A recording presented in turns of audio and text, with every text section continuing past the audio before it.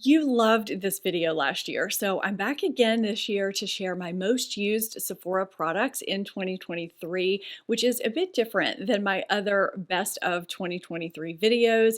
This one includes not just new beauty discoveries from the past year, but also products that have been in my life a really long time that I reach for the most day in and day out in 2023. I may have left a few out, but these came to mind first.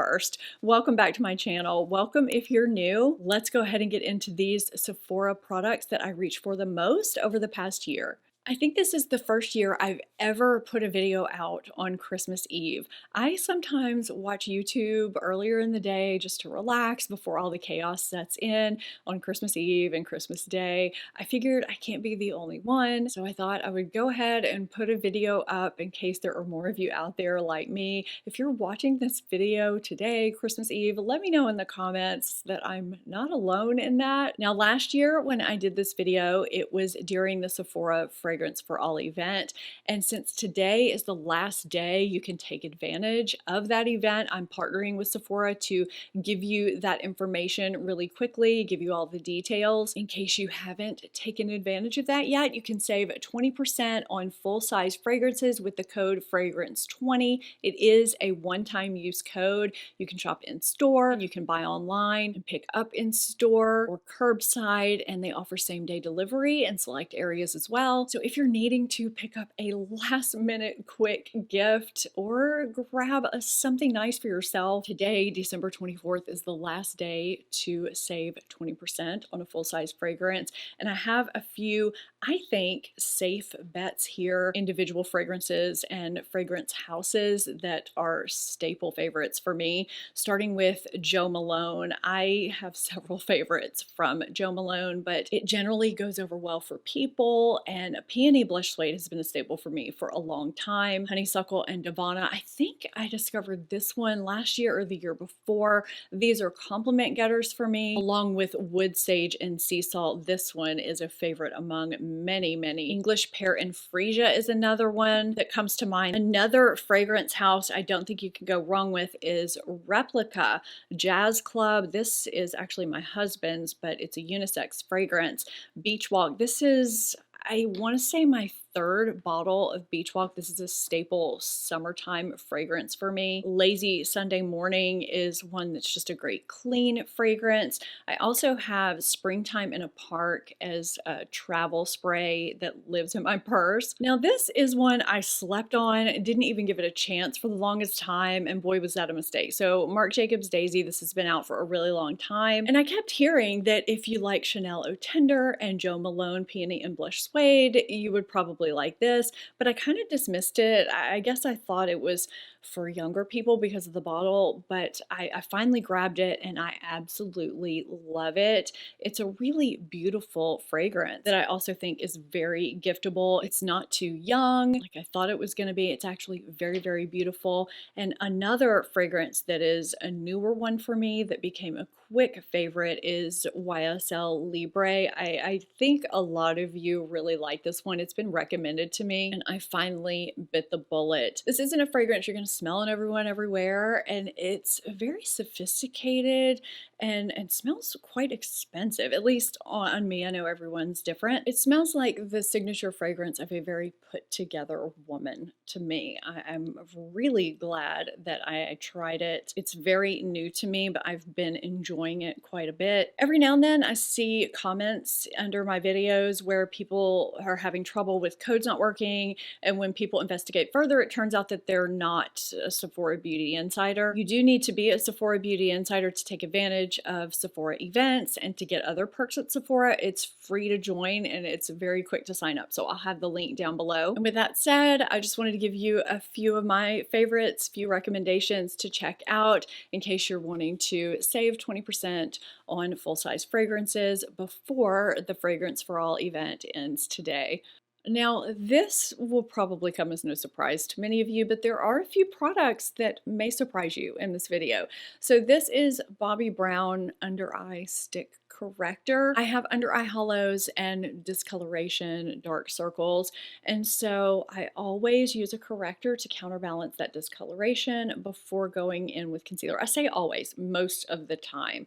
And this corrector in the shade Bisque is what I use the most. It's very creamy, it's very skin-like. It allows me to use less concealer because it takes care of a lot of that discoloration. And you know, the less layers, the better under your eye. It just gives me that thin veil of coverage, and it stays creamy during the day, and it has just enough of a peachy undertone, so it works beautifully for me. I just did a video on how to effectively hide dark circles and under eye hollows. If you haven't seen that, I'll have it linked for you up in a card so you can check it out after this video. But this has been a holy grail product for me since it launched. It's not new, but it is one of my most reached for products that's available at Sephora. I'll just continue with Complexion, moving forward with concealer. I think this one is going to surprise a lot of you, especially with the other concealers that I've talked about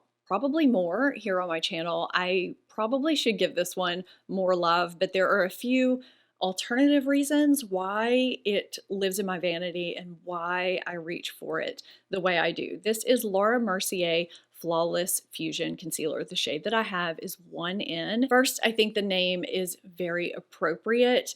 It gives beautiful, smoothing, flawless skin-like coverage, and it does kind of fuse to your skin. It kind of adheres in a way as you apply it. It has a very thin texture, which is really nice, especially the older you get, but it covers well. So if you like a nice skin-like, natural looking concealer that has medium to medium full coverage, you would probably like this. But the main reason why I like it is because of how well it plays with other products. So in that video that I referred to earlier, I talk about how after I conceal fully, sometimes if I'm feeling a little shadowy or a little dark in certain places, maybe at the hollow of my tear trough or at the outer corner, I'll apply another tiny dot or two of a slightly lighter concealer and just lightly tap it in just to take care of that extra darkness. This is a no-fail concealer for doing that. Even when other concealers that normally conceal well don't layer over themselves very well, this will layer over those. It also layers well over powder. If my eyes have maybe watered during the day, or if I've been testing out products over a full face and some makeup got wiped away, I can go in with this and it just blends out nice and seamlessly. It doesn't cake up. It's just a nice touch-up layering concealer over anything really, and it's just got a nice thin coverage. So I tend to reach for it pretty often for various reasons, and it probably doesn't get the love it deserves. This foundation, I can't get over how much I like it. This is the Guerlain Le Tint Healthy Glow Foundation. Now, one of my best of 2023 videos is going to be luxury makeup products. I can't decide if I'm gonna put this in there too. I don't usually duplicate makeup products in my best of year-end videos, but this is so good, it may just deserve it. This gives medium to medium full skin-like coverage, which I love. I love a good skin-like foundation. It's blurring and smoothing and so lightweight, and it does give that luminous matte look, which seems so contradictory, but it gives a glow to your skin without looking dewy, wet, and without having glimmer particles in it. It's kind of light reflecting in a way. It wears beautifully even in my extreme heat and humidity where I live. I almost hate repeating that for those of you that are here with me all the time. I know you get sick of hearing it, but I have new people that don't know my skin type, and the center of my face can get some shine and oil breakthrough. And I do get a little bit of shine during the day, but it's not greasy shine and it doesn't break down my makeup at all. It looks beautiful all day long. And if you have oily skin or combination skin, you know that a lot of luminous type foundations sometimes don't really work for our skin type. But this is so, so beautiful and is such a great foundation for anyone of any age, of any skin type. It really impressed me, and I wasn't expecting it. It's a foundation I've been reaching for consistently since I decided to try it. It's lovely. For some of us, creaseless concealers are a myth. If you have an anatomy like I do, you're just gonna crease no matter what. Just right under my lash line, I always crease. So I do need to set my under eye concealer, and it's very important that whatever I set it with look very, very natural. So my under eye setting powder of choice is the Pat McGrath. Okay, so I was trying to look at the official name of this, but this is what it looks like, because this is what the inside of mine looks like, because I use it day in, day out. Don't worry, I cracked open my new one so I can read it on the bottom of it. It's the Pat McGrath Skin Fetish Sublime Perfection Blurring Under Eye Powder. So this is what it should look like brand new. It does come in multiple shades. The shade that I have is light. It looks white, but it's translucent and it's very finely milled and very, very sheer. So it just disappears under my eyes. A little goes a long way. I don't need much at all. And it sets my under eyes beautifully, and it doesn't exaggerate any dryness, texture, or fine lines that I have, because I do have fine lines, dryness, and texture at 48 years old. So it's very important that the powder that I use under my eyes be very sheer and very finely milled, which is what this is. I've been repurchasing this since I discovered it. It is one of my most used products in general and one of my most used from Sephora. Speaking of powders, today's modern powders are not as texture and fine line emphasizing like they used to be. We don't need to be as afraid of them as we get older.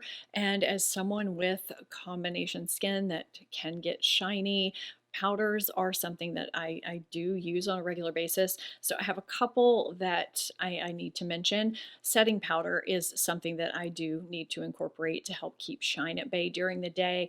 I had a problem deciding which of these two I used the most in 2023, so I'm mentioning them both. Huda Beauty Easy Bake in the shade Pound Cake is just a perennial favorite for me, and a newer favorite, but probably used equally as much in 2023 depending on my mood or what type of look I was doing, is the Givenchy Prism Libre in shade 3. Interesting that they're both in square packaging, but the Huda Beauty is when I need to mattify a little bit more for a longer period of time. It's very finely milled and just does a really, really nice job. And then the Givenchy Prism Libre has 4 different shades in these little wells that you can dispense into the lid, or just right in here, dip your brush or your poof into, and kind of get an airbrush brightening finish. Both powders are really great at minimizing your pores. I wonder if I can use this really quickly as a finishing powder. It kind of illuminates and brightens your skin too. I would say if you're want an ultra natural look,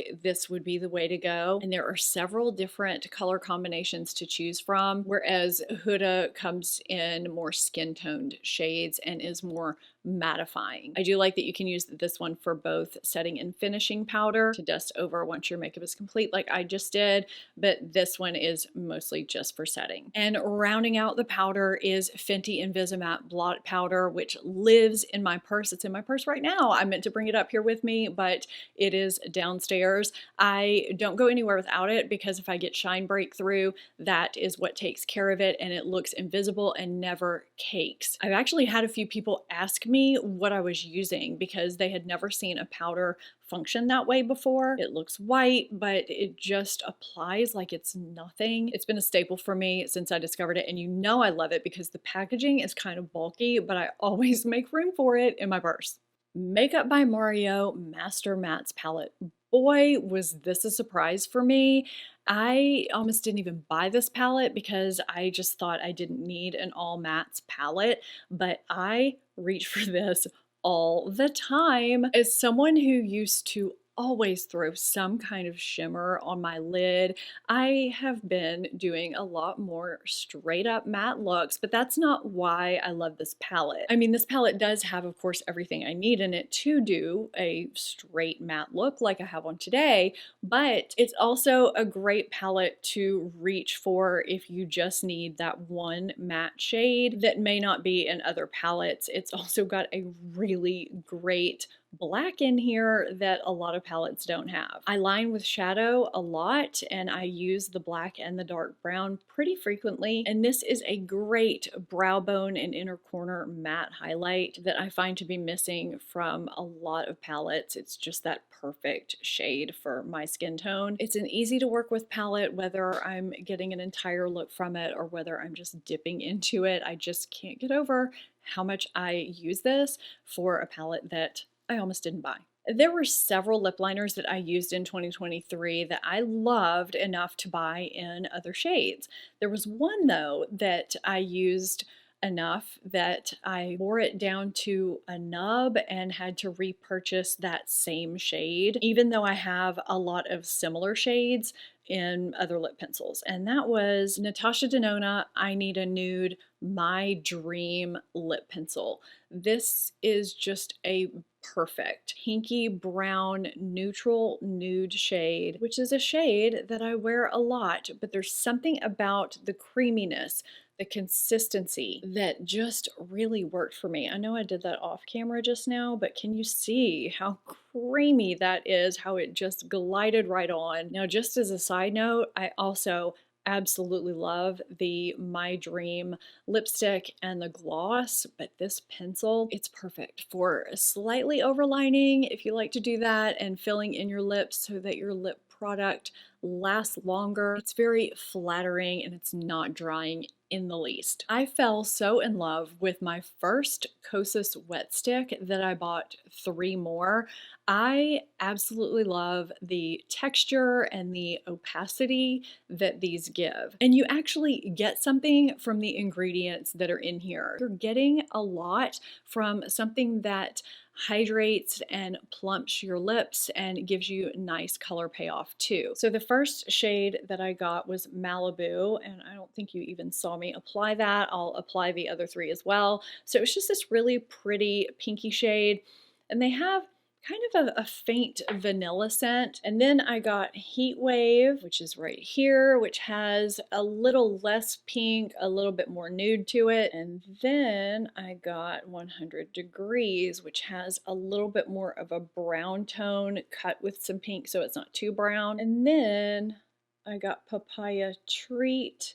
We're going vertical with this one, which is a warm peachy beige shade. They're all very wearable, comfortable, and I reach for these all the time. They always end up in my purse. I just always end up wanting these on my lips. It's not what I have on my lips for this video because I wanted to try out the new Tarte Maracuja Juicy Lip Plump Shimmer shades. This is Rosy Copper Shimmer, which I think is more of a metallic, but it is really pretty. So that's what I've been wearing throughout this video, if you've been wondering, over the Natasha Denona My Dream lip liner. I use and rotate several different brow pencils and pens, but the one that I use most consistently, that I just am always reaching for, sometimes even when I use other brow products, is the Hourglass Arch Brow Micro Pencil. So this is shaped like a teeny tiny dash, and it just gives